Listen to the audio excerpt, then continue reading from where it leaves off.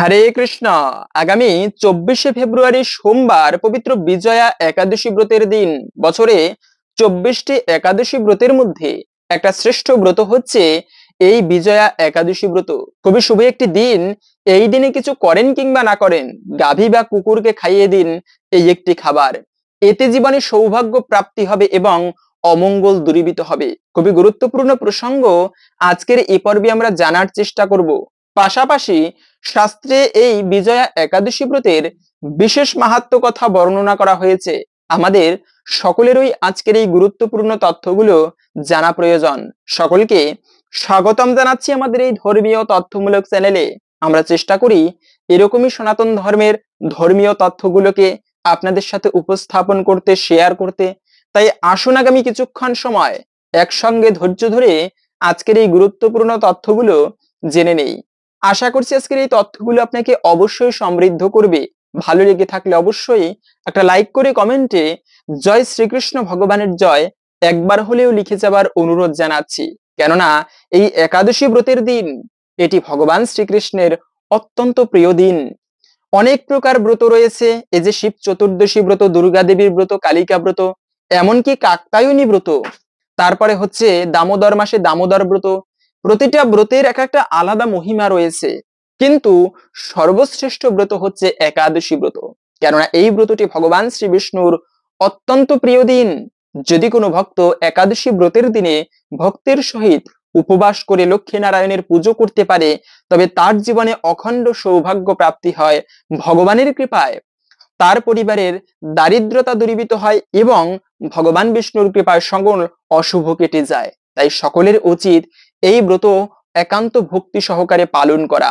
এর ফলে জীবনে প্রকৃতই মঙ্গল সাধিত হয়। বিশেষ করে বছরে 24টি একাদশী ব্রতের মধ্যে কেন একটা শ্রেষ্ঠ ব্রত হচ্ছে এই বিজয়া একাদশী ব্রত। এই ব্রতটি পালন করলে কি ফল লাভ করা যায়? প্রথমত হচ্ছে, যারা এই ব্রত পালন করবে তাদের অভীষ্ট পূর্ণ হয়ে থাকে। অনেকের অনেক রকম মনোবাসনা, যেমন যাদের পুত্র সন্তান নেই।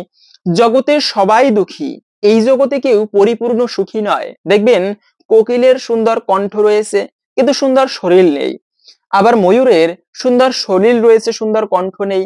মানুষের সবকিছু আছে কিন্তু প্রকৃত শান্তি নেই। কোনো না কোনো দিক থেকে মানুষ দুঃখী, তাই পরিপূর্ণ কেউ হতে পারে না কিন্তু জগতে। তারপরেও অনেকের অনেক রকম মনোবাসনা থাকে। কেউ চায় আমার একটা ভালো পুত্র সন্তান হোক, কেউ চায় আমি একটু ধনী হব, দারিদ্রতা দূর হোক। বিভিন্ন রকম সদিচ্ছা, সেই মনস্কামনা পর্যন্ত পূরণ হয় যদি কোনো ব্যক্তি এই একাদশী ব্রতের দিনে বিজয়া একাদশী ব্রত পালন করে। যে কোনো কার্যে যাবে সেই কার্যে জয়লাভ করে বিধায় এই একাদশী ব্রতের নাম হচ্ছে বিজয়া। এমনকি আরো বলা হয়েছে, এই যে যাত্রাকালে কোনো শুভ কাজের উদ্দেশ্যে যাচ্ছে, সেই যাত্রাকালে যদি কেউ গাভী দর্শন করে অথবা কোনো সাধু গুরু বৈষ্ণবদেরকে দর্শন করে, কোনো কাজের উদ্দেশ্যে যাচ্ছে সেই সময়ে, তবে বলা হয়েছে এর ফলে এটি একটা শুভ সংকেত। এর ফলে ভগবানের কৃপায় তার সেই যাত্রা শুভ হয়ে থাকে। অথবা যাত্রাকালে যদি ভগবানের নাম কীর্তন হচ্ছে পাশে, তা শ্রবণ করে কোনো ধর্মীয় অনুষ্ঠান বাদে, এগুলোকে শুভ সংকেত বলা হয়েছে। কিন্তু কোনো ব্যক্তি যদি এই বিজয়া একাদশী ব্রত পালন করে কোনো ভালো কাজের উদ্দেশ্যে যাত্রা করে, তবে তার সেই বিজয় জয়লাভ হয়ে থাকে, সেই কার্য সিদ্ধি লাভ হয়ে থাকে। যে কোনো স্থানে এই ব্রত পালনকারী ব্যক্তি বিজয় লাভ করে বিধায় এই একাদশীর নাম হচ্ছে বিজয়া একাদশী ব্রত। তাহলে এই ব্রতটি শুধু তাই নয়, আরো বলা হয়েছে ভগবান শ্রী রামচন্দ্র পর্যন্ত, মা সীতাকে হারিয়ে সেই ভগবান রামচন্দ্র পর্যন্ত এই একাদশী ব্রত পালন করেছিলেন এবং এই একাদশী ব্রত পালন করার ফলে তিনি লঙ্কাকে বিজয় করেছিলেন। ভগবান রামচন্দ্র তিনি সীতা দেবীকে হারিয়ে সেই সুগ্রীবের সাথে সমুদ্র তীরে উপস্থিত হয়েছিলেন এবং বকদালব্য মুনির কথায় ভগবান রামচন্দ্র বকদালব্য মুনি ভগবানকে বলেছিল যে রাম, তুমি এই ব্রত পালন করো, তার ফলে তুমি বিজয় প্রাপ্ত হবে, এই সমুদ্র পারি হতে পারবে। তো সেই রামচন্দ্র ভগবান এই একাদশী ব্রত পালন করেছিলেন স্বয়ং। শুধু তাই নয়, লক্ষণ সহ সুগ্রীবাদী হনুমান সবাই মিলে এই একাদশী ব্রত ভক্তি শ্রদ্ধার সহিত পালন করেছিল। তাই এই একাদশী ব্রত অত্যন্ত গুরুত্বপূর্ণ অন্যান্য একাদশী ব্রতের থেকে। তো আমরা এখন জেনে নিচ্ছি এই বিজয়া একাদশীর যে তিথি পঞ্জিকা অনুসারে, সেই তিথি কতক্ষণ থেকে কতক্ষণ থাকবে। তো একাদশী তিথি শুরু হবে মূলত আগামী 23শে ফেব্রুয়ারি রবিবার সকাল 10:29 থেকে থাকবে মূলত 24শে ফেব্রুয়ারি সোমবার সকাল 10:43 পর্যন্ত। এই সময়টুকুর মধ্যে এই পবিত্র বিজয়া একাদশীর তিথি থাকবে। সেজন্য উদয়া তিথি মেনে আমাদের এই একই দিনে 24শে ফেব্রুয়ারি সোমবার এই ব্রত পালন করতে হবে।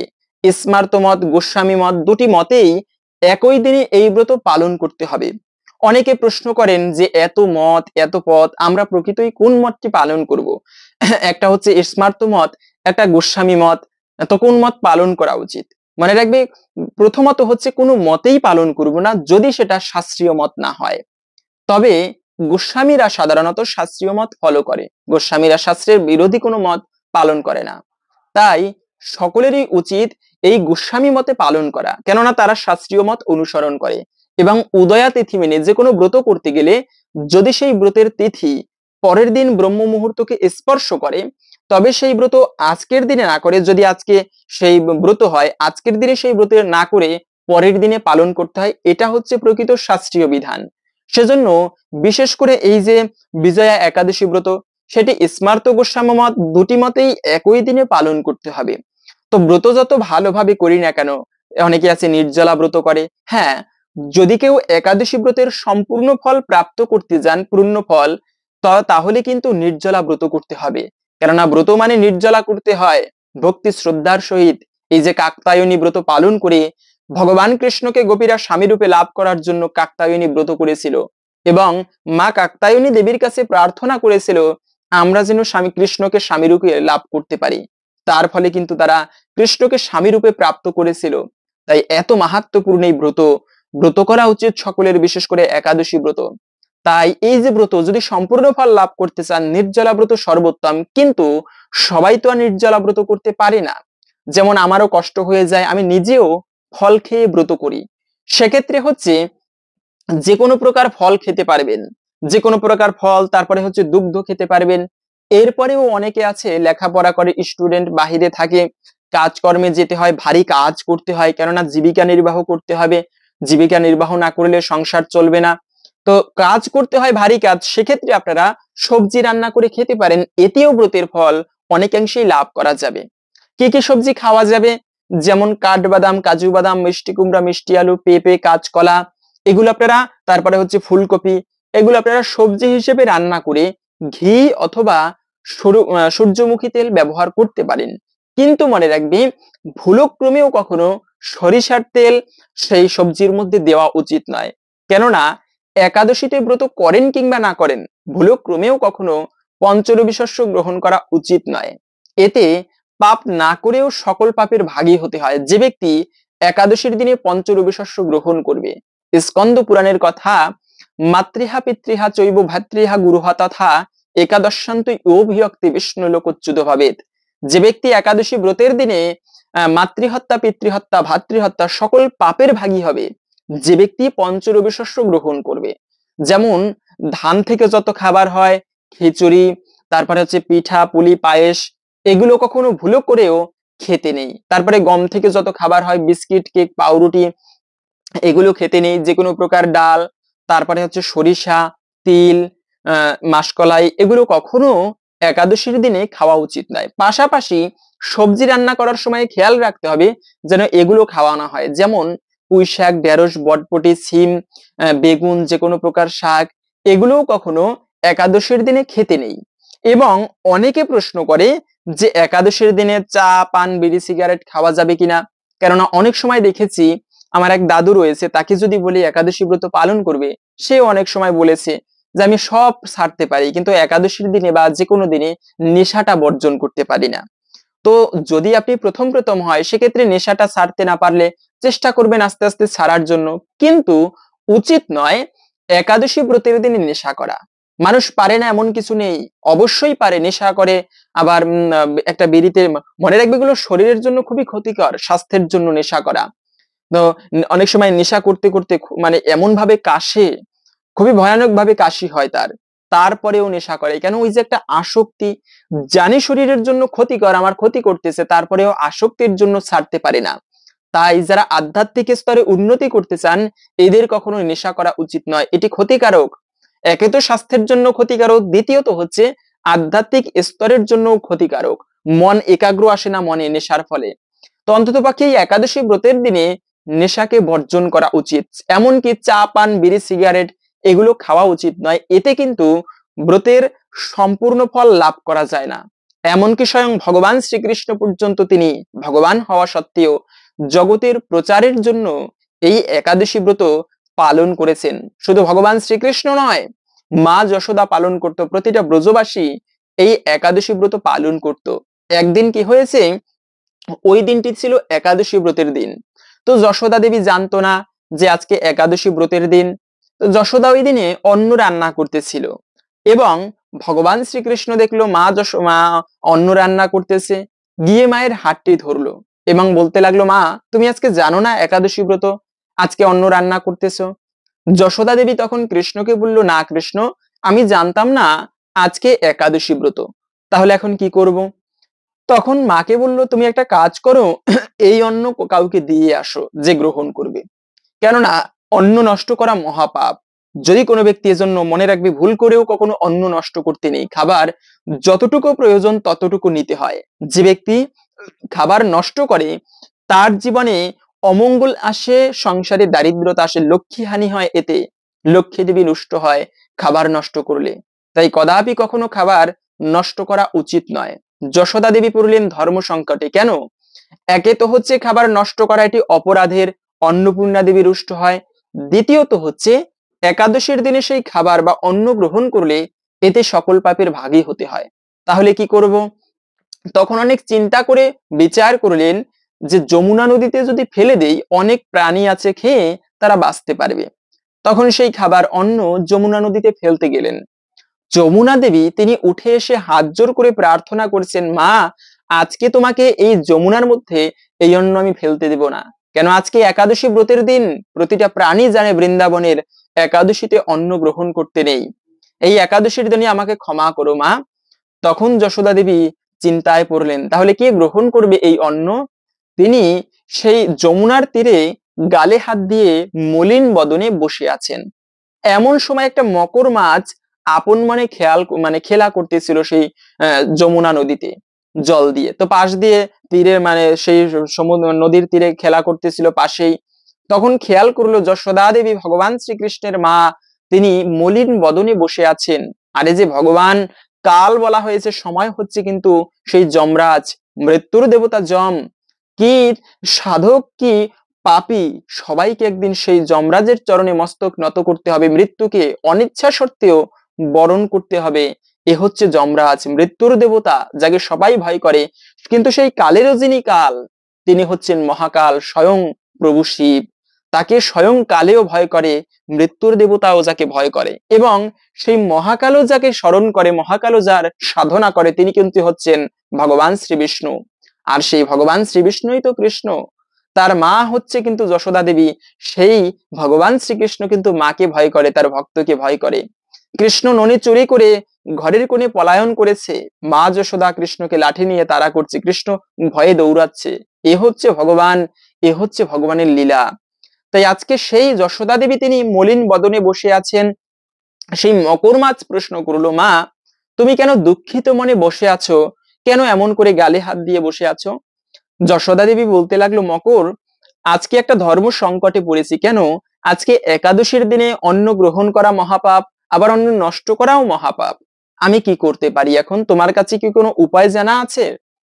তখন মকর মাছ দেখলো যে এটা একটা মহা সুযোগ কৃষ্ণের কৃপা লাভ করার জন্য। মকর মাছ বলতে লাগলো যে, মা আমি এই পাপের অন্ন গ্রহণ করতে পারি যদি তোমার কৃষ্ণ কথা দেয় তার বাঁশির মাথায় আমাকে স্থান দেবে। আরে যে বাঁশি, কৃষ্ণের অধরামৃত যে বাঁশি গ্রহণ করেছে, যেখানে স্থান পেলে আমার জীবন এই পাপরাশি গ্রহণ করে আমি নরকেও যেতে রাজি। যদি আমি কৃষ্ণের মাথায় স্থান পাই, বাঁশির মাথায়, তাহলে আমার জীবনটাই ধন্য হয়ে যাবে। কৃষ্ণের তিন ধরনের বাঁশি ছিল। একটা হচ্ছে মুরারি, মুরারির সুর হচ্ছে মোটা। বংশী, আর একটা বংশীর সুর হচ্ছে মধ্যম। এবং বেনু রয়েছে, বেনুর সুর হচ্ছে চিকন। যখন কৃষ্ণ বাঁশিতে সুর দিত সমস্ত জগৎ মোহিত হয়ে যেত। গোবৎসগণ তারা মায়ের স্তন পান করা ভুলে গিয়ে কৃষ্ণের বাঁশির সুর শুনে চোখ বন্ধ করে দুই নেত্র হতে অশ্রু বিসর্জন করত। যদি যমুনা দেবী তার বাঁশির সুর শুনতো, তিনি হচ্ছিল জোয়ার, ভুল করে তার গতিপথ ভুলে গিয়ে সেই বাঁশির সুরে আনন্দিত মনে তিনি ভাটার দিকে প্রবাহিত হতো, তার গতিপথকে ভুলে যেত। আবার ব্রজ গোপিকারা, ব্রজবধূরা যে যেভাবে থাকতো কৃষ্ণের বাঁশির সুর শুনে সেইভাবেই কৃষ্ণের কাছে ফিরে আসতো। তো মকর মাছ বলল, মা, কৃষ্ণ যদি কথা দেয় সেই বাঁশির মাথায় আমাকে স্থান দেবে, তবে আমার এই পাপ সৌভাগ্যে পরিণত হবে, তুমি গিয়ে কৃষ্ণকে এই কথাটা বলো। তখন যশোদা দেবী কৃষ্ণের কাছে গেল। কৃষ্ণ মকর মাছের কথা শুনে বলল, তথাস্তু, তাই হবে। তো মকর মাছ এই পাপের অন্ন গ্রহণ করেছে এবং তার সেই পাপ সৌভাগ্যে পরিণত হয়েছে। ওই যে কৃষ্ণের বাঁশির মাথায় বা যে কোনো বাঁশির মাথায় একটা ময়ূরের মতো দেওয়া থাকবে, দেখবেন ওটা কিন্তু ময়ূর নয়, ওটা হচ্ছে মকর মাছ। যে মকর মাছ পাপ গ্রহণ করে নরকে গিয়েও ভগবানের কৃপা প্রাপ্ত করেছেন। বলার উদ্দেশ্য হচ্ছে, তাই ভুল করেও কখনো একাদশীর দিনে পঞ্চরবি শস্য গ্রহণ করা উচিত নয়, নেশা করা উচিত নয়। এমনকি অনেকে প্রশ্ন করে শ্যামা চাল খাওয়া যাবে কিনা। না, শ্যামা চাল খাওয়া যাবে না, কেননা সেই শ্যামা চালের মধ্যে পঞ্চরবি শস্যের সংমিশ্রণ থাকে। আর ভুল করেও যদি পঞ্চরবি শস্য একাদশীর দিনে খাওয়া হয়, তাহলে কিন্তু ব্রত ভঙ্গ হয়ে যায়। এমনকি অনেক সময় আমরা কি হয়, ব্রত করি, উপবাস করি, কিন্তু উপবাস করে ঘুমাই সারা দিনে। এটি করা উচিত নয়। মনে রাখবে, উপবাস করে কখনো কদাপি ঘুমানো উচিত নয়। কেননা ঘুমের মধ্যে যদি স্বপ্নেও দেখা হয় যে আমি পঞ্চরবি শস্য খাচ্ছি বা গ্রহণ করছি, তাহলেও কিন্তু ব্রত ভঙ্গ হয়ে যায়। তো এই বিষয়গুলো খেয়াল রাখতে হবে। এবং আমরা অনেকেই জানি যে ব্রত পালন করার নিয়ম কি, তারপরেও সংক্ষেপে বলে দিচ্ছি, মনে রাখবে, একাদশীর আগের দিনে সংযম পালন করতে হয়, নিরামিষ খাবার গ্রহণ করতে হয়, মাছ মাংস আদি খাওয়া উচিত নয়, খারাপ ভাষা অপশব্দ প্রয়োগ করা উচিত নয়। আগের দিনে রাত্র 11টার আগে খাবার খেয়ে দাঁত ব্রাশ বা দন্ত ধাবন করে নেওয়া উচিত। কেননা অনেকের আছে দাঁতের গোড়ায় খাবার আটকে থাকে, তাহলে কি হয়, একাদশীর দিনে সেই খাবার যদি পেটে যায়, এতেও কিন্তু ব্রতে দোষ লাগে। আবার অনেকের আছে দাঁত ব্রাশ করতে গেলে দাঁতের গোড়া থেকে রক্ত বের হয়, তো একাদশীতে যদি দাঁত থেকে রক্তক্ষরণ হয়, এতেও কিন্তু ব্রতে দোষ লাগে। তো এই বিষয়টা খেয়াল রাখবেন, একাদশীর আগের দিনে রাত্র 11টার আগে খাবার খেয়ে দন্ত ধাবন করে নেওয়া উচিত। এবং অনেকে আছে প্রশ্ন করতে পারেন, আমি তো ভুল করে একাদশীর আগের দিনে আমিষ খেয়ে ফেলেছি, আমি কি ব্রত করতে পারবো কিনা। মনে রাখবে, ভুল করে যদি একাদশীর আগের দিনে আমিষ ভক্ষণও করা হয়, তথাপিও ব্রত করতে পারবেন। কেননা ভুল করে সেটা ভগবান দেখবে, ব্রত যে কেউ করতে পারবে। আর আবার হচ্ছে, একাদশী ব্রতের দিনটি মুখ্য। আমরা এই দিনটি অনেকে ভাবি উপবাস মানে না খেয়ে থাকা, কিন্তু উপবাস, প্রকৃত উপবাস মানে একটুকু না খেয়ে থাকা নয়। প্রকৃত উপমানের নিকটে বাস মানে বাস করা, মানে হচ্ছে ওই দিনটি ভক্ত সঙ্গে কাটানো, হরি সঙ্গে কাটানো, ভক্তদের সান্নিধ্যে লাভ করা, নাম সংকীর্তন করা। তাই একাদশীর দিনে ভুলেও যে কর্মগুলো করা উচিত নয়, তার মধ্যে প্রথমত হচ্ছে যে এই দিনে ক্ষৌর কর্ম করা উচিত নয়। মনে রাখবে, চুল দাড়ি নখ এগুলো হচ্ছে শরীরে নদীর অংশ। সেই চুলদারি নখ এগুলো কখনো কদাপি একাদশীর দিনে বা ব্রত করে ক্ষৌর কর্ম করতে নেই। এজন্য দেখবেন যারা চাতুর্মাস্য ব্রত পালন করে, তারা বড় বড় চুল হয়, বড় বড় দাড়ি হয়, মুনি ঋষিরা তারা ব্রত করে। তাই কখনো ব্রত করে চুল দাড়ি নখ ক্ষৌর কর্ম করতে নেই। এতে কি হয়, এতে গ্রহের দোষ লাগে, আর গ্রহ দোষ লাগলে জীবনীতে সহজে ভালো কিছু হয় না। এমনকি মনে রাখবে, এই দিনে তুলসী পত্র দিয়ে ঠাকুর পুজো করা এটি সর্বমঙ্গলময়। বিষ্ণু ধর্মোত্তর গ্রন্থের কথা, তুলসী দল মাত্রেন জলস্য চলুকিন বা বিক্রিণীতে সমাত্মানাম ভক্তেভ্য ভক্ত বৎসলা। যদি কোনো ব্যক্তি একটা তুলসী পত্র সহিত এক কোষ জল ভগবানের চরণে নিবেদন করে, এতে তার প্রতি ভগবান এত প্রসন্ন হয়, বিক্রিণীতে সমাত্মানাম, ভগবান তার সেই দানের প্রতিদান স্বরূপ কি দিবে সেটা ভাবতে না পেরে নিজেই সেই ভক্তের চরণে বিক্রি হয়ে যায়। এতটা ভগবান পছন্দ করে। সেই তুলসী পত্র দিয়ে হরির সেবা করলে, মণিমুক্ত আদি দান করলে, ভগবান পদ্মপুরাণের কথা, ভগবানকে মণিমুক্ত আদি দান করলে যতটা প্রসন্ন হয়, তাহা হইতে অধিক প্রসন্ন হয় যদি কোনো ব্যক্তি ভক্তির সহিত ভগবানকে তুলসী পত্র নিবেদন করতে পারে। ভগবান এতটা প্রসন্ন হয় যে সেই ভক্তের জন্ম জন্মান্তরের পাপরাশি তো বিদূত হয়, তৎসঙ্গে সেই ভক্তকে কৃপা করে ভগবান সেই ভক্তের দাস হয়ে যায়। তাই সেই তুলসী পত্র একাদশীর দিনে ভগবানের চরণে নিবেদন করা মাহাত্ম্যপূর্ণ, কিন্তু সেই তুলসী পর্যন্ত একাদশীর দিনে চয়ন করতে নেই। এটি কিন্তু অপরাধ। মনে রাখবে, সূর্যাস্তের পরে একাদশী, দ্বাদশী, পূর্ণিমা তিথি এই সমস্ত দিনে ভুলক্রমেও তুলসী পত্র চয়ন করতে নেই। পাশাপাশি হচ্ছে এই দিনে ঘুমানো উচিত নয়, যা তো আমরা প্রথমে বলেছি। একাদশীর দিনে অনেকে আছে ঘুমায়, কিন্তু ব্রত করে এই দিনে ঘুমাতে নেই, কেননা তাহলে ব্রতের সম্পূর্ণ ফল লাভ করা যায় না। এখন অনেকে প্রশ্ন করতে পারেন, তাহলে যারা অসুস্থ রয়েছে তারা কি ঘুমাতে পারবে না? হ্যাঁ, অসুস্থ হলে সেক্ষেত্রে ভিন্ন কথা, কিন্তু উচিত নয় একাদশী ব্রতের দিনে উপবাস করে ঘুমানো। এতে কিন্তু ব্রতের সম্পূর্ণ ফল লাভ করা যায় না। তাই এই বিষয়টা আমাদের অবশ্যই খেয়াল রাখতে হবে যে একাদশী ব্রত করে যেন না ঘুমানো হয়। তৃতীয়ত হচ্ছে যে এই দিনে কখনো অপশব্দ প্রয়োগ করবে না। মনে রাখবে, একাদশী ব্রত করে যদি কোনো ব্যক্তি অপশব্দ প্রয়োগ করে, বাক্য সংযম করা উচিত। এই যে মনি ঋষি, মনি কাকে বলে? যারা মৌন ব্রত অবলম্বন করে। এবং শাস্ত্রে একটা বিষয় রয়েছে, একটা ব্রত রয়েছে 12 বছর মৌন ব্রত যাকে বলে। 12 বছর যদি কেউ কথা না বলে ব্রত করতে পারে, তার ফলে তার বাক্য সিদ্ধ হয়, মানে তার মুখ থেকে যে আশীর্বাদ বের হয় তা একটুকু হলেও ফলপ্রসূ হয়। তাই এই জন্য মুনি যারা প্রয়োজনীয় কথাবিহীন কোনো অপশব্দ প্রয়োগ করে না, আজে বাজে কোনো কথা বলে না, কারো নিন্দা করা উচিত নয়। আমরা কলিযুগে এটা হচ্ছে দোষের যুগ। এখানে আমরা যা মানে এক জায়গায় বসলেই কে কি করেছে, কোথায় কার দোষ রয়েছে সেগুলো নিয়ে আলোচনা করি, কিন্তু উচিত মানুষের দোষ নয়, ভালো গুণটা নিয়ে আলোচনা করা। তাহলে কি হয়, সেই ভালো গুণটা একটুকু হলেও আমার মধ্যে প্রকাশিত হয়।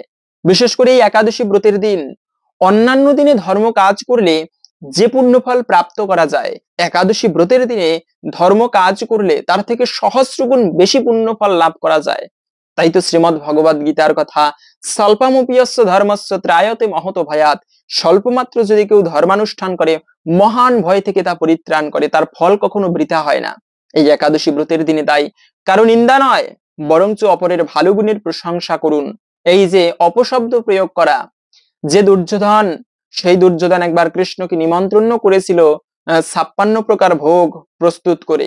স্বর্ণথালায় ভগবান শ্রীকৃষ্ণকে খেতে দিয়েছেন, খাবার সময়ে কৃষ্ণকে একটা অপশব্দ বলেছিল কি, যে কৃষ্ণ তুমি তো এত বাড়িতে নিমন্ত্রণ খাও, তোমাকে কি কেউ কখনো স্বর্ণথালায় খেতে দিয়েছে? ভগবান শ্রীকৃষ্ণ দেখলেন, যাদবরাজ কৃষ্ণ তিনি দেখলেন যেই দুর্যোধনের মনে অহংকার রয়েছে, অপশব্দ প্রয়োগ করেছে কি, তোমাকে কি কেউ স্বর্ণ থালায় খেতে দিয়েছে? কৃষ্ণ আর দুর্যোধনের বাড়িতে সেই এত ভালো ভালো খাবার না খেয়ে বিদুরের বাড়িতে উপস্থিত হলো। এবং বিদুর, তারা ঘরে কিছু ছিল না, শুধুমাত্র পাকা কলা ছিল, তাই খেতে দিয়েছিল।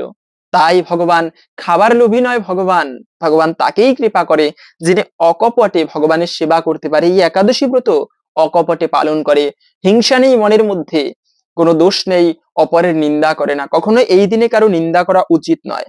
পাশাপাশি হচ্ছে এই দিনে অনেকে প্রশ্ন করে, একাদশী ব্রতের দিনে খেলে কি ব্রত হয়? মানে যদি খাবারই খাই তাহলে কি ব্রত হয়? হ্যাঁ, অবশ্যই হয়, কেননা এটি শাস্ত্রের বিধান। একাদশীর দিনে যে কোনো প্রকার ফল খাওয়া যাবে, সবজি রান্না করে খাওয়া যাবে।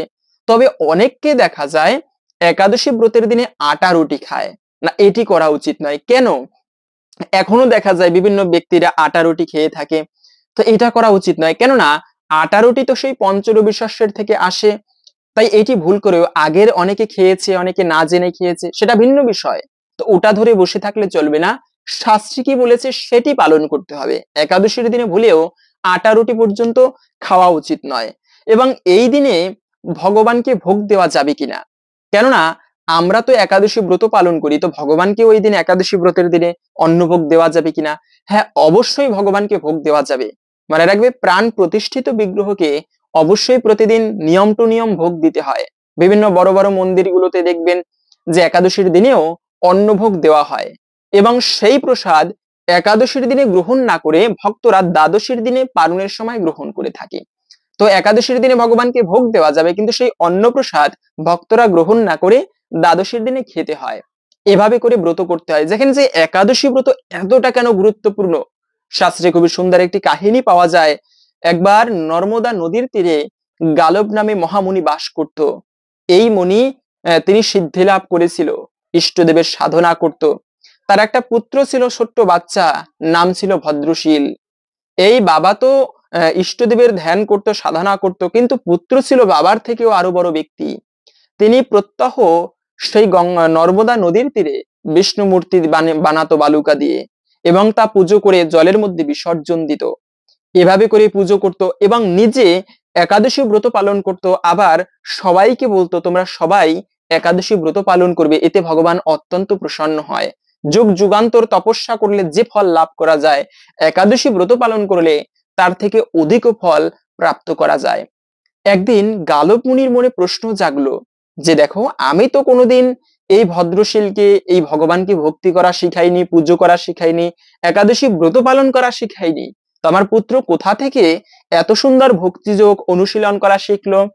তখন সেই ভদ্রশীলকে প্রশ্ন করলো, পুত্র তুমি এত সুন্দর ভগবানকে পুজো করা, একাদশী ব্রত পালন করা কোথা থেকে শিখলে পুত্র? তখন সেই ভদ্রশীল বলতে লাগলো, পিতা আমি হচ্ছি জাতিস্বর। জাতিস্বর মানে হচ্ছে যারা পূর্ব জীবনের কথা স্মরণ করতে পারে তাদেরকে বলা হয় জাতিস্বর। তো পিতা আমি হচ্ছি জাতিস্বর। আমি পূর্ব জীবনে ধর্মধ্বজ নামে এক রাজা ছিলাম, ধর্ম অনুযায়ী প্রজাদেরকে পালন করতাম, কিন্তু ওই আমার অনেক শক্তি ছিল। তো মন্ত্রীদের কুমন্ত্রণায় আমি বিভিন্ন রাজ্য অন্যায়ভাবে দখল করতে লাগলাম।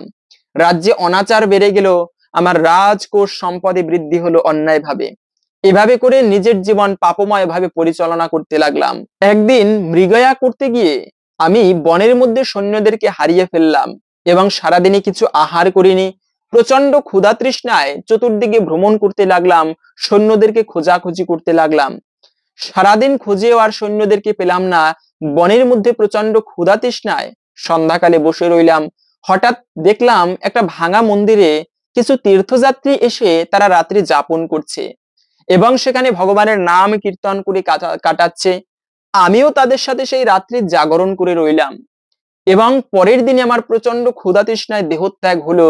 সকালবেলা আমার মৃত্যু হওয়ায় আমাকে ভয়ানক কালপাশে বিদ্ধ করে জমালয়ে নিয়ে গেল যমদূতেরা। যমরাজ রেগে গিয়ে সেই চিত্রগুপ্তকে প্রশ্ন করলো, চিত্রগুপ্ত এ ব্যক্তি কি কি পাপ করেছে, এগে নরকের কি শাস্তি দিতে পারি? চিত্রগুপ্ত বলল, মহারাজ এর সারা জীবনেই কেবল পাপ, কিন্তু একটা ভালো বিষয় কি, কালকে যে মৃত্যুবরণ করেছে এ ব্যক্তি আজকে, তো গতকালকে ছিল একাদশী ব্রত, এ ব্যক্তি অজান্তেই সেই ব্রত পালন করেছে, সারাদিনে কিছু আহার করেনি। এটা শুনেই যমরাজ সাষ্টাঙ্গে প্রণাম করলো সেই ধর্মধ্বজ রাজাকে এবং যথাযোগ্য উপহার আদি দিয়ে তাকে বৈকুণ্ঠে পাঠিয়ে দিল। এবং যমরাজ তখন তার যমদূতদেরকে বলল, শুনে রাখো যমদূতগণ, যেখানে তোমরা একাদশী ব্রত পালনকারীকে দর্শন করবে, তাদেরকে দূর থেকে প্রণাম করবে, কখনো তাদেরকে নরকে নিয়ে আসবে না, তারা আমাদেরও পূজনীয় বলে জানবে, তাদের ভগবান বিষ্ণু তাদেরকে পুরস্কৃত করবে। এ হচ্ছে একাদশী ব্রত পালন করার ফল। তখন ধর্মধ্বজ রাজা বলল, বাবা আমি সেই বৈকুণ্ঠ লোকে অযত কোটি কাল ভগবানের বিষ্ণুর সাথে আনন্দে কাটিয়েছি, তাই এখন সেই একাদশী ব্রতের প্রচার করার জন্য ভগবানের আশীর্বাদে তোমার মতো মহামুনির পুত্র হয়ে জন্মগ্রহণ করেছি, এবং এজন্যই আমি এই বাচ্চাকাল থেকে ভগবানের পুজো করি, একাদশী ব্রত করি, আর সবাইকে বলি একাদশী ব্রত পালন করতে। এ হচ্ছে একাদশী ব্রত পালন করার ফল। অজান্তেও যদি কেউ একাদশী ব্রত পালন করে তবে সে ব্যক্তি মহাপুণ্য লাভ করতে পারে, ভগবান তার প্রতি অত্যন্ত প্রসন্ন হয়। অনেকে প্রশ্ন করতে পারেন যে আগামী শিবরাত্রি ব্রত, আচ্ছা তাহলে একাদশী ব্রত পালন করব না, আমি শিবরাত্রি ব্রতটা পালন করব। কিন্তু না, যে ব্যক্তি একাদশী ব্রত পালন করবে না, অবহেলা করবে, পঞ্চরবি শস্য ভক্ষণ করবে, সকল পাপের ভাগী হতে হয় তাকে। তাই শিবরাত্রি ব্রতকেও অবহেলা করা যাবে না, কিন্তু দুটিই পালন করা উচিত। তবে একাদশী ব্রতকে বাদ দিয়ে শিবরাত্রি ব্রত করলে এটিও অপরাধ হয়। আপনারা এই দুটি ব্রতই ভক্তি ভরে পালন করবেন, এতে মহাদেবও প্রসন্ন হয়। আরে যেখানে মহাদেব মা পার্বতীকে বলেছেন, পার্বতী যে ব্যক্তি একাদশী ব্রত পালন করে না, অন্ন গ্রহণ করে, তাহলে তার প্রতি গ্রাসে গ্রাসে মহাপাপের ভাগী হতে হয়। মা পার্বতী সহ স্বয়ং ভগবান শিব, প্রভু শিব, তারা দুজনেই কিন্তু এই একাদশী ব্রত ভক্তির সহিত পালন করে। এবং এই একাদশীর দিনে অবশ্যই আপনারা চেষ্টা করবেন ভগবানের মন্ত্র জপ করতে। মনে রাখবে, মন্ত্রের মতো এত শক্তিশালী বিষয় কোথাও নেই। মন্ত্র, এই যে প্রভু শিব, শিবের সাধনা করেছিল একটা বৈষ্ণব, তিনি শিবের সাধনা করেছিল কেন? সে মহা ধনী হতে চায়। প্রভু শিব এসে প্রশ্ন করলো, তুমি কি চাও? তোমার তপস্যায় আমি সন্তুষ্ট হয়েছি। বলল, প্রভু আমি অনেক সম্পদ চাই, আমি সম্পদ লাভও করতে চাই। প্রভু শিব তখন দেখিয়ে দিল, তুমি একটা কাজ করো, তুমি সনাতন গোস্বামীর কাছে যাও, তার কাছে একটা পরশ পাথর আছে, সেটি তোমায় দিয়ে দিলে তুমি সেই পরশ পাথরের সংস্পর্শে লোহা নিলে স্বর্ণে পরিণত হয়। সে ব্যক্তি তো আনন্দিত মনে সনাতন গোস্বামীর কাছে গেল, যে আমাকে প্রভু শিব পাঠিয়েছে, আপনার কাছে নাকি একটি পরশ পাথর আছে যার সংস্পর্শে লোহা পর্যন্ত স্বর্ণে পরিণত হয়। সনাতন গোস্বামী বলল, দেখো গিয়ে এই আমার কুটিরের পিছনে কোথাও পেয়ে যাবে। খুঁজতে খুঁজতে মাটির নিচে প্রায় অর্ধেক চলে গিয়েছে, এমন জায়গায় সেই পাথরটিকে খুঁজে পেল সেই তপস্বী। তো তপস্বী তো মহা আনন্দিত মনে সনাতন গোস্বামীকে প্রণাম করে চলে যাচ্ছেন। যাবার সময়ে তার একটা প্রশ্নের উদয় হলো, কি যে এই সনাতন গোস্বামী যে এত বড় একটা মূল্যবান পাথর পিছনে ফেলে রেখেছে, তার মানে যে ব্যক্তি এত মূল্যবান বস্তুকে তুচ্ছ মনে করে, তার মানে তার কাছে আরো বড় কোনো ধন আছে হয়তোবা। তাই সনাতন গোস্বামীকে বলল, মহারাজ, আপনার কাছে হয়তোবা এর থেকে আরো বড় কোনো ধন আছে, যে জন্য আপনি এই এত বড় মূল্যবান পাথরটিকেও তুচ্ছ মনে করেছেন। তো কি সেই ধন? আমি সেই ধন প্রাপ্ত করতে চাই, আপনার যদি অনুগ্রহ হয়। তখন সনাতন গোস্বামী বললেন, সত্যি তুমি তাই পেতে চাও? হ্যাঁ, অবশ্যই পেতে চাই। তাহলে যাও, যমুনায় স্নান করে আসো, আজকে তোমাকে সেই মহামূল্যবান সম্পদ দান করব, যা কখনো প্রাপ্ত করা যায় না। মহা তপস্যার দ্বারা ঋষিগণ যা প্রাপ্ত করতে পারে না, আজকে তাই দিব। তখন সেই ব্যক্তি স্নান করে আসলো, তাকে কৃষ্ণ মন্ত্রে দীক্ষা দিয়েছিল, রাম মন্ত্রে দীক্ষা দিয়েছিল, যে মন্ত্র জপের ফলে রত্নাকর দস্যু থেকে বাল্মীক মুনিতে পরিণত হয়েছিল। তাই সেই কৃষ্ণ মন্ত্র জপ করে প্রাপ্ত করে ভগবানকে পর্যন্ত সে ব্যক্তি লাভ করতে পেরেছিল, যাকে লাভ করলে জীবনে আর কিছু চাওয়া পাওয়ার থাকে না, আর কিছু প্রাপ্তির থাকে না, সকল কিছুই কিন্তু কৃষ্ণ। তাই ভগবানকে পর্যন্ত লাভ করা যায়। সকলের উচিত গুরুদেব যে মন্ত্র দিয়েছে, ইষ্ট দেবতার যে মন্ত্র দিয়েছে, প্রতিদিন ঘুম থেকে উঠে সেই মন্ত্র জপ করা। অনেকে জপ করে না গুরু প্রদত্ত মন্ত্র গুরুদেবের সাথে, অনেকে শুনেছি দীক্ষা নিলেই মঙ্গল হয়, দীক্ষা নিয়ে থাকে কিন্তু কাজ করে না। আপনি স্কুলে ভর্তি হয়েছেন, যদি লেখাপড়া না করে পাশ করবে? কখনো নয়। তাই গুরুদেবের থেকে দীক্ষা নিলেই সম্পূর্ণ নয়, দীক্ষা নেওয়ার পরে সেই মন্ত্র জপ করা উচিত, ভগবানের সেবা করা উচিত, তাহলে হয় ইষ্টদেবের কৃপা। তো এইভাবে করে অন্তত পক্ষে এই একাদশী ব্রতের দিনে, অন্যান্য দিনে জপ না করলেও চেষ্টা করবেন এই একাদশী ব্রতের দিনে ভক্তি শ্রদ্ধার সহিত এই মন্ত্র বিশেষ করে জপ করা, তাহলে বেশি পুণ্য ফল লাভ করা যায়। অন্যান্য দিনে ধর্ম কাজ করলে যে পুণ্য প্রাপ্ত করা যায়, তার থেকেও সহস্র গুণ বেশি ফল লাভ করা যায় এই একাদশী ব্রতের দিনে সেই ধর্ম কাজ করার ফলে। তো এখন আমরা জেনে নিচ্ছি ভিডিওর মূল প্রসঙ্গ, এই দিনে গাভীকে, পশুদেরকে কোন খাবারটি খাওয়ানো উচিত, এর ফলে জীবনে সৌভাগ্য লাভ হয় এবং অমঙ্গল দূরীভূত হয়। তবে তার পূর্বে শাস্ত্রে এই বিজয়া একাদশী ব্রতের বিশেষ মাহাত্ম্য কথা বর্ণনা করা হয়েছে, যা শ্রবণ করলে অনেকাংশেই এই ব্রতের ফল লাভ করা যায়। তাই এখন আমরা ধৈর্য ধরে এই বিজয়া একাদশী ব্রত মাহাত্ম্য আসুন শ্রবণ করি। শ্রবণাম মঙ্গলম, সনাতন ধর্মে শ্রবণ করাকে সব থেকে বেশি প্রাধান্য দেওয়া হয়েছে, কেননা শ্রবণ করলেই ভগবানের চরণে ভক্তির উদয় হয়, এজন্য শ্রবণ করা এত মাহাত্ম্যপূর্ণ। তাই আসুন, যারা ব্রত করবেন কিংবা না করবেন, সকলে আসুন ধৈর্য ধরে এই বিজয়া একাদশী ব্রত কথা শ্রবণ করি। এরপরে ভিডিওর মূল প্রসঙ্গ জেনে নিচ্ছি। বিজয়া একাদশী, স্কন্দ পুরাণে এই একাদশী মাহাত্ম্য এইভাবে বর্ণিত রয়েছে। মহারাজ যুধিষ্ঠির শ্রীকৃষ্ণকে বললেন, হে বাসুদেব, ফাল্গুন মাসের কৃষ্ণপক্ষের একাদশীর মাহাত্ম্য অনুগ্রহ করে আমাকে বলুন। শ্রীকৃষ্ণ বললেন, হে যুধিষ্ঠির, এই একাদশী বিজয়া নামে পরিচিতা। এই একাদশী সম্পর্কে দেবর্ষি নারদ স্বয়ম্ভু ব্রহ্মাকে জিজ্ঞাসা করেছিলেন। তিনি এই প্রসঙ্গে যা বলেছিলেন তা আমি এখন তোমায় বলছি। এই পবিত্র পাপ বিনাশকারী ব্রত মানুষকে জয়দান করে বলে বিজয়া নামে জগতে প্রসিদ্ধা। পুরাকালে ভগবান শ্রী রামচন্দ্র 14 বছরের জন্য বনে গিয়েছিলেন। সীতা ও লক্ষণের সঙ্গে তিনি পঞ্চবটী বনে বাস করতেন। সেই সময়ে লঙ্কাপতি রাবণ দেবী সীতাকে হরণ করেন। সীতার অনুসন্ধানে রামচন্দ্র চতুর্দিক ভ্রমণ করতে থাকে। তখন মৃতপ্রায় জটায়ুরের সাথে রাম এবং লক্ষণের সাক্ষাৎ হয়। জটায়ু রাবণের সীতা হরণের সমস্ত বৃত্তান্ত ভগবান রামচন্দ্রকে জানিয়ে মৃত্যুবরণ করেন। তারপরে সীতা উদ্ধারের জন্য বানররাজ সুগ্রীবের সাথে ভগবান রামচন্দ্র বন্ধুত্ব স্থাপন করেন। ভগবান রামচন্দ্রের কৃপায় হনুমান লঙ্কায় গমন করলেন। সেখানে অশোক বনে সীতা দেবীকে দর্শন করে শ্রীরাম প্রদত্ত অঙ্গুরীয় বা আংটি তাকে অর্পণ করেন। ফিরে এসে শ্রী রামচন্দ্রের কাছে লঙ্কার সমস্ত ঘটনার কথা ব্যক্ত করেন। হনুমানের কথা শুনে রামচন্দ্র সুগ্রীবের পরামর্শে সমুদ্র তীরে যান। সেই দুস্তর সমুদ্র দেখে তিনি লক্ষ্মণকে বলেন, হে লক্ষ্মণ, কিভাবে এই অগাধ সমুদ্র পার হওয়া যায়? তার কোনো উপায় খুঁজে পাচ্ছি না। উত্তরে লক্ষ্মণ বললেন, হে পুরুষোত্তম, সর্বজ্ঞাতা আদিদেব আপনি, আপনাকে আমি কি উপদেশ দেব? তবে বক দালব্য নামে এক মুনি এই দ্বীপে বাস করেন। এখান থেকে 4 মাইল দূরে তার আশ্রম। হে রাঘব, আপনি সেই প্রাচীন ঋষিশ্রেষ্ঠকে এর উপায় জিজ্ঞাসা করুন। লক্ষ্মণের মনোরম কথা শুনে তারা সেই মহামুনির আশ্রমে উপনীত হলেন। ভগবান রামচন্দ্র ভক্তরাজ সেই মুনিকে প্রণাম করলেন। মুনিবর রামচন্দ্রকে দেখে পুরাণ পুরুষ বলে জানতে পারলেন। আনন্দ ভরে জিজ্ঞাসা করলেন, হে রামচন্দ্র, কি কারণে আপনি আমার কাছে এসেছেন তা কৃপা করে বলুন।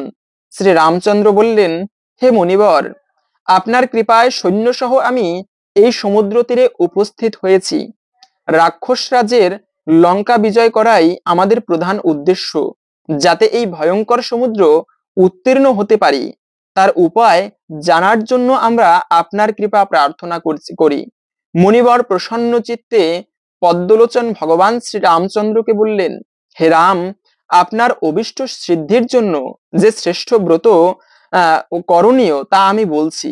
ফাল্গুন মাসের কৃষ্ণপক্ষের বিজয়া নামক একাদশী ব্রত পালনে আপনি নিশ্চয়ই সৈন্যসহ সমুদ্র পার হতে পারবেন। এই ব্রতের বিধি শ্রবণ করুন। বিজয় লাভের জন্য দশমীর দিন সোনা, রূপা, তামা অথবা মাটির কলস সংগ্রহ করে তাতে জল ও আম পাতা দিয়ে সুগন্ধি চন্দন সাজিয়ে তার উপরে সোনার নারায়ণ মূর্তি স্থাপন করবেন। একাদশীর দিন যথাবিধি প্রাতঃ স্নান করে সেই কলসের গলায় মালা চন্দন পরিয়ে উপযুক্ত স্থানে নারকেল ও গুবাক দিয়ে পূজা করবেন। এরপরে গন্ধ, পুষ্প, তুলসী, ধূপ, দীপ, নৈবেদ্য ইত্যাদি দিয়ে পরম ভক্তি সহকারে নারায়ণের পূজা করবেন এবং হরিকথা কীর্তনে সমস্ত দিন যাপন করবেন। রাত্রি জাগরণ করে অখণ্ড ঘিয়ের প্রদীপ প্রজ্বলিত করে রাখবেন। দ্বাদশীর দিন সূর্যোদয়ের পর সেই কলস বিসর্জনের জন্য কোনো নদী, সরোবর বা জলাশয়ের কাছে গিয়ে বিধি অনুসারে পূজা নিবেদনের পরে তা বিসর্জন দিবেন। তারপরে ওই মূর্তি কোনো বেদজ্ঞ ব্রাহ্মণ বা পণ্ডিতকে দান করবেন। এই ব্রত প্রভাবে নিশ্চয়ই আপনার বিজয় লাভ হবে। ব্রহ্মা বললেন, হে নারদ, ঋষির কথা মতো ব্রত পালনের ফলে তিনি বিজয় প্রাপ্ত হয়েছিলেন। সীতা প্রাপ্তি, লঙ্কা জয়, রাবণ বধের মাধ্যমে শ্রী রামচন্দ্র ভগবান অতুল কীর্তি লাভ করেছিলেন। তাই যথাবিধি যে মানুষ এই ব্রত পালন করেন তাদের এ জগতে যশলাভ এবং পরজগতে অক্ষয় সুখ সুনিশ্চিত জানবে। হে যুধিষ্ঠির, এই কারণে এই বিজয়া একাদশী ব্রত পালন অবশ্য কর্তব্য। এই ব্রত কথা শ্রবণ কীর্তন মাত্রই বাজপেয় যজ্ঞের ফল লাভ করা যায়। এই ছিল মূলত এই বিজয়া একাদশীর ব্রত কথা। আশা করি বুঝতে পেরেছেন এই ব্রতটি পালন করলে আমরা কি ফল লাভ করতে পারি। সেজন্য আমাদের সকলেরই উচিত একান্ত ভক্তি সহকারে এই ব্রত পালন করা এবং সকলের মাঝে ছড়িয়ে দিবেন যেন সবাই আমরা এই একাদশীর ব্রত প্রসঙ্গে জানতে পারি। পাশাপাশি হচ্ছে এই ব্রতটি ভগবানের অত্যন্ত প্রিয়, আর সেই ভগবানের প্রিয় হচ্ছে গাভী বা পশুরা। সেজন্য স্বামী বিবেকানন্দের কথা, বহুরূপে সম্মুখে ছাড়ি কোথা খুঁজেছ ঈশ্বর, জীবে প্রেম করে যেই জন সেই জন সেবিছে ঈশ্বর। জীবের প্রেম করা, জীবদের সেবা করার মাধ্যমেও এর ফলেও ভগবানের কৃপা অনেকাংশেই লাভ করা যায়। ভগবানের সব থেকে প্রিয় বিষয়ের মধ্যে একটি হচ্ছে গাভীরা ভগবানের অত্যন্ত প্রিয়। শাস্ত্রে 7 প্রকার মায়ের কথা উল্লেখ রয়েছে, তার মধ্যে একজন মা হচ্ছে কিন্তু গাভী মাতা। সেই গাভী মাতার সেবা করা উচিত। শাস্ত্রে বলা আছে, গো সেবা তো কর্তব্যম গৃহস্থই পুণ্য লিপ্সবে। যে সমস্ত গৃহস্থেরা পুণ্য প্রাপ্ত করতে চায়, লাভ করতে চায়, তাদের জন্য বলা আছে গাভী মাতার সেবা করা উচিত। সেই গাভী সেবা করা অত্যন্ত মঙ্গলময়। কিন্তু একাদশী ব্রতের দিনে কোন খাবারটি গাভীদেরকে খাওয়াবেন, পশুদেরকে দিবেন। মানে রাখবে একাদশীর দিনে তো পঞ্চরবি শস্য দেওয়া উচিত নয়, তো আপনারা একাদশীর দিনে কচি কচি ঘাস গাভীকে দিতে পারেন, অথবা দ্বাদশীর দিনে পারণ করার আগে কিছু পশুদেরকেও পারণ করান, খাবার আদি দান করুন। দানে দ্রব্যেন শুদ্ধতি, দান করুন, পশুদের সেবা করুন। আমরা কুকুর দেখলে অনেক সময় তাড়িয়ে দেই মেরে, না, এমনটা করা উচিত নয়। পশুদের সেবা করা, ওরা হচ্ছে অবুঝ প্রাণী, ওরা কখনো প্রতারণা করে না। মানুষ প্রতারণা করতে পারে কিন্তু পশু কখনো প্রতারণা করে না। সেই পশুর সেবা করা, বিশেষ করে গাভী মাতার সেবা করা, এটি মহাপুণ্যের বলা হয়েছে। এমনকি দিলীপ সেই গাভীর সেবা করেছিল, যে কারণে সেই সগর রাজের 60,000 পুত্র উদ্ধার পেয়েছিল, গঙ্গা দেবীকে আনতে পেরেছিল এই গাভী মাতার সেবা করে, কিন্তু তারও কাহিনী রয়েছে।